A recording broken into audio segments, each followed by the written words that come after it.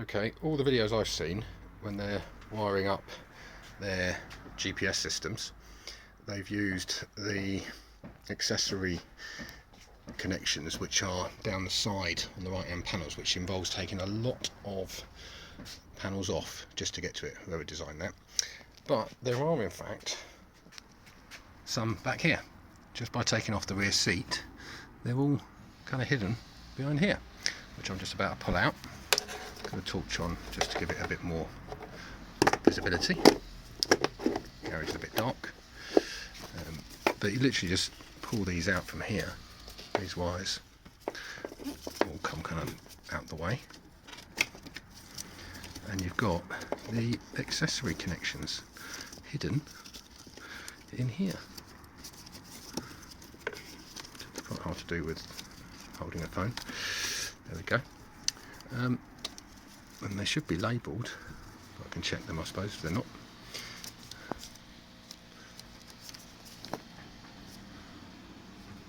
One should be ACC1 and one should be ACC2. There you go, they are labelled. If I shine on there,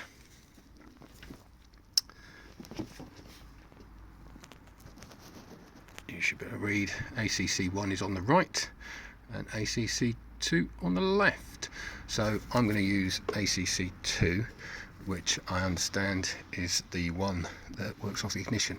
ACC1 is constant live, which I don't want.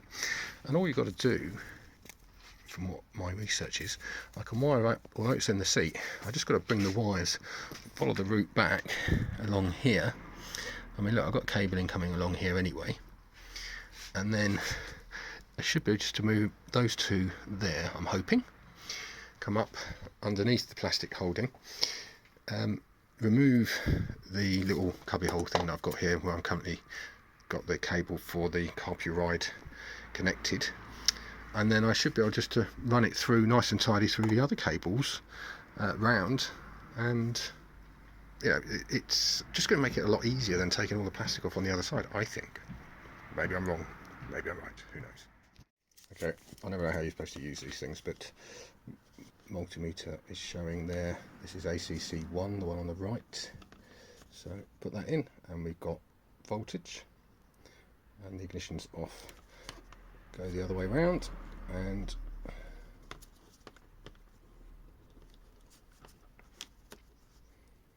nothing. See, there's an indicator saying it's touching something, but go back the other way into ACC1. I'll do this. There we go.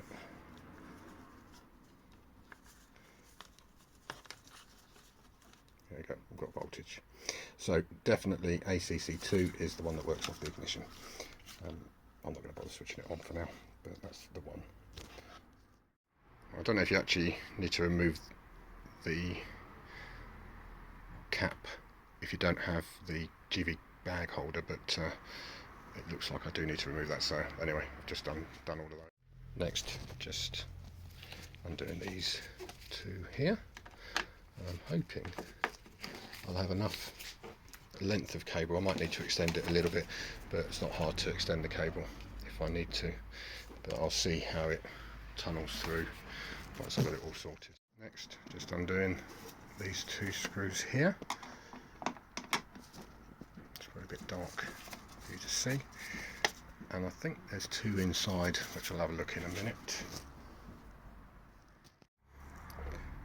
Next, we just need to undo these two screws here, and there's two on this side.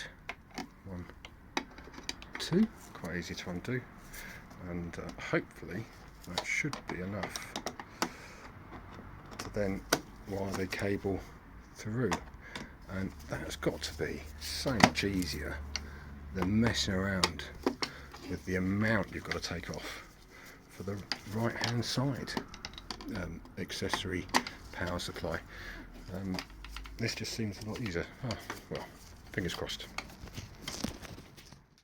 Okay, so I've removed the two screws there, all of those, 1, 2 there, and the two down here. I've now put my light above me that I forgot I had, so I can actually see a bit better. And I think this should just now, yep, that just literally moves out. But of course I've got the wiring for the power there. That opens up all of this bit, and let's see what else happens when we, oh, look at that, it kind of just moves out, look at that. And I think hopefully I will have a route to run the cable. Let's have a look. Okay, so this bit's come off very easily actually. I've just rested the USB kind of little cubby hole thing there. You do have to be careful, this all kind of, right, this all comes off. Now what you need to just be careful of is looking at the way it all lines up. This actually has, you can see the kind of metal bits that side, and there's a little tab on here, so there is a place it kind of fits into. A bit hard to show you, but it all kind of fits in there. There you go, and then that just kind of pops back in, so you know it's kind of secure. Does smell of petrol when you take that off, and that looks seriously like I'm going to be able to hopefully get under here and then bring the cabling down, and I can join with that one and just follow here through, follow these cables, and then I've got one here which is kind of following through, and then this gap, and I'm there. So we shall now see whether or not this is actually going to be long enough, but like I said, it's easy enough to extend that, shouldn't be too difficult. This is the standard Carpuride cable. It's got the big fuse on the back, so of course I've got to kind of cable it from the, or channel it from the back to the front rather than the other way around, because I just need space for that to go through. So I shall just see if I can run that through as I just showed you, and we'll see what the end result is like. Okay, I managed to do it without an extension because these actually just kind of reach back anyway. So I've plugged them in. I haven't permanently pushed them in. I may take them up just to make them extra secure. I didn't have very good connectors to plastic on the outside, so I had to cut the plastic out, but that's fine. And it just runs through, so I've gone underneath here.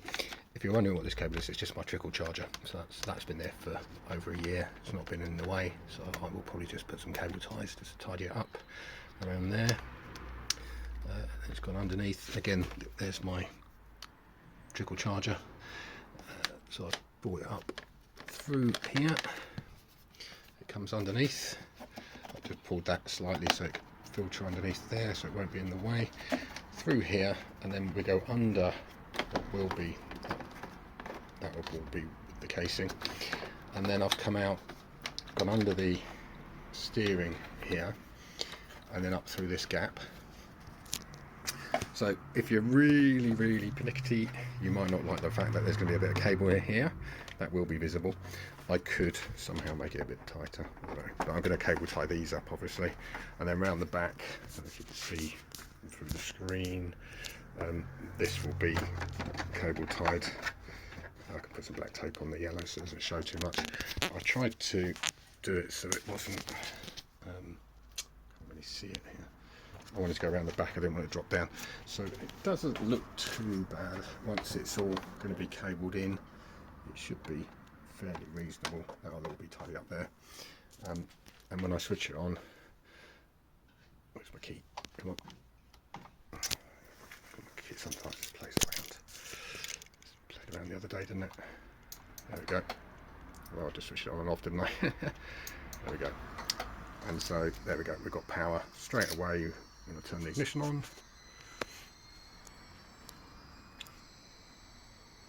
All the interesting sounds that the bike makes.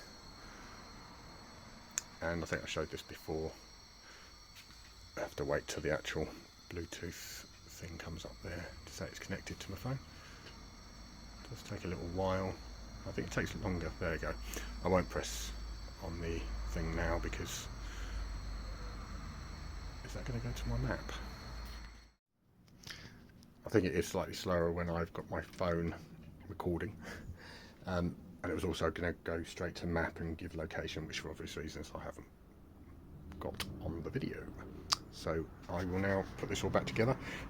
I think that's a lot easier using the rear accessories number 2 rather than the front one taking off. I know the cabling would be shorter.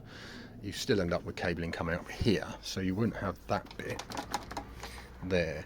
But in terms of the hassle of wiring it from there, there's still movement. I can do a full turn. Obviously, if you were really pernickety, you could probably extend the cable and make it a bit tidier. I mean, you've got this cable here anyway. You could possibly, you know, run it down there. If I was bothered to extend this a little bit, I could have a little bit further here, but I'm not that fussed. I don't mind a bit of wire showing. I mean, we have wires showing on bikes, don't we? It's just the way it is. Right, whilst I've been taking a little closer look at the cabling, I've taken this screw out here, and then I can pop the cable behind there. And it's just a little bit neater, just a tiny bit, and put that one back in. Okay, so I've cable tied the connections, just put a bit of tape round, make sure they're going to stay dry, not that you should get wet underneath here. I was thinking about extending that, but I don't think it makes much difference because I need to put that fuse somewhere, and it kind of needs to sit just back there. If I move it forward, it doesn't really go anywhere else, so extending it, I mean, where would I put it? There, might just about go there, but it doesn't give me much movement unless I extend it by cutting it here to move that back. That's probably the only other option, cutting it further back here.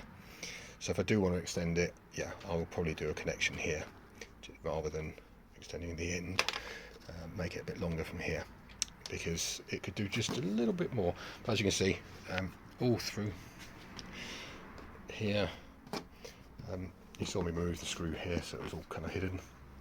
It does pop out here, so you can see it, the cable there, and you can see the cable on that side. But I have got movement. I mean, how often do you actually do full lock?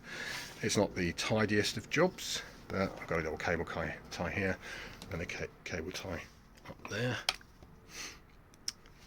I think that does the job, and I've got enough to hire it as well. So I can put the screen up high when I'm on the motorways. I sometimes do that if it's a bit cold in winter, but I generally keep it lower, and I am 6'1". I'm not a person that likes the extra extended screens. I quite like having the actual wind, and I'm used to doing sports bikes or sports tours at least with the assistance of the wind keeping the weight off by hitting your shoulders, so I just got used to it over the years. It's my first adventure bike, which I've had for over a year now, and 5,000 odd miles. So are we going to switch on? There's my key again. There we go. And there we are. I'm not going to wait for it to boot up because it gives you the location, but that's just to show you it's on that system. And how many miles have I got on it? 5614. I haven't really used it much since October. And off again. There we go. So I've got to put my Jivvy bag clip thing on there, all those, and the last 2 screws in there, and then that should be it done. Put my tools back in here. As you can see, I've got the heated front seat. Didn't bother with the back because I don't really take a pallium. Okay, I decided on an extension because the steering lock was a little bit tight. So soldered together and shrink wrapped, and then I will tape them as well. Okay, so I've put the extension on just here. There's the original. I've soldered them and put shrink wrap and taped them all up. And what I realised is, why did I go under? Because I followed the cable for my trickle charge when I could have just gone straight across here. So there we go. I don't think there's any issue with going under there. It should be fine. I mean, there's obviously going to be some movement, but I've got my... I need to top that up. And also my trickle charge is there. I'll just keep that topped up. We all know how the batteries drain on this, especially as I've got bike track on it. And so it comes through, and now the cable does come out here, down there. But you can see I've got plenty of movement now, and also cable tied it here. The cable does show, but not too much, and then I've just got it running up behind here, so it just comes up the back.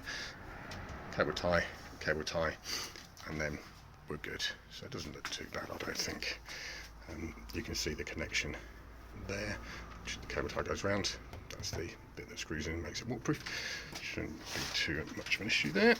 And so we're good. Switch it on and we get power. Switch it off. I won't wait for it to boot up. And the power goes, which is exactly what I wanted. And that was definitely easier than using these front side accessory power, which I think would have taken me a lot longer. On reflection, I changed my mind about the cable just coming out here. It was fine. I wasn't annoyed by the actual cable being there, but it was a bit, when you turn the steering, I thought it's going to keep pulling and pushing on it. It's not the greatest thing. So I've undone this screw here, so you can just pull this back a bit. I've also undone the one on the side here. I don't think it makes much difference, but you can lift up. And what I'm going to do is I'm going to put the cable. I know that there's enough room behind there if you just carefully put the cable in, and then just pop it out further up here. It'll be nice and tidy, and it won't be affected by the steering. So that's what I'm going to try and do now.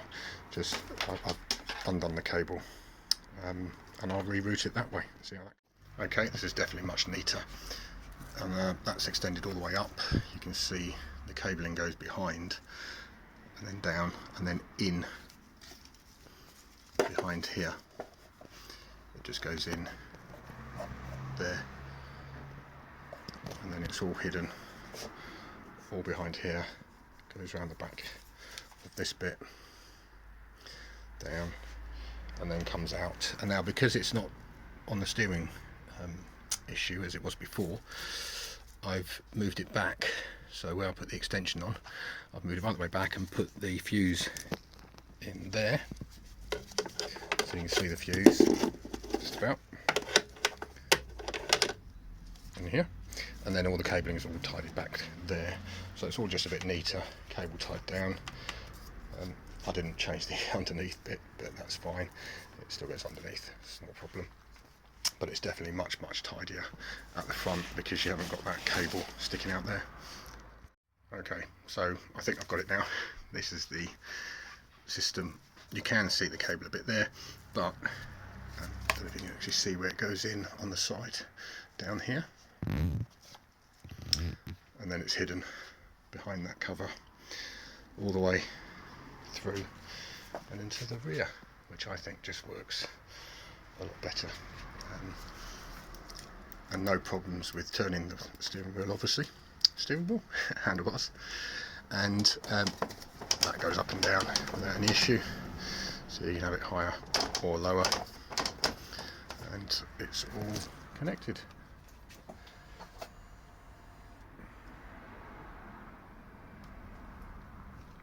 Done.